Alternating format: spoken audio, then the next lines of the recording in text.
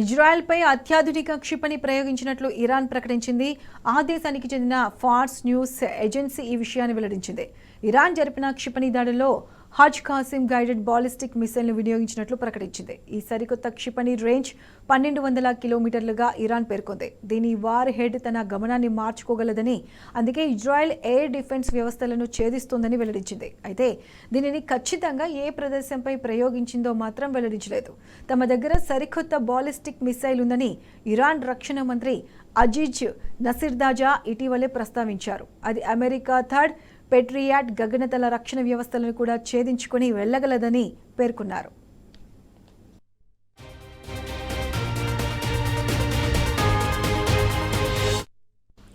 అటు నిన్న రాత్రి ఇరాన్ జరిపిన క్షిపణి దాడుల్లో 200 మంది గాయపడ్డారని ఇజ్రాయెల్ ప్రభుత్వం వెల్లడించింది. బెట్ యాప్ ప్రాంతంలో దాదాపు 35 మంది ఆచూకీ గల్లంతైనని ఆ దేశ మీడియా పేర్కొంది. మరోవైపు ఇరాన్ ఇజ్రాయెల్ యుద్ధంపై అగ్రరాజ్యం అమెరికా ఆందోళన వ్యక్తం చేసింది. ఇరాన్తో మొదలైన సంక్షోభం రోజుల్లో ముగిసే విషయం కాదని అమెరికా శ్వేతసౌధం ఇజ్రాయెల్ అధికారులకు పేర్కొన్నారు. దీనికి కొన్ని వారాల సమయం పట్టొచ్చని అన్నారు. అటు ఇజ్రాయెల్ చేపట్టిన ఆపరేషన్కు అమెరికా పరోక్షంగా మద్దతు ఇస్తుందని ఇరాన్ ఆరోపించింది.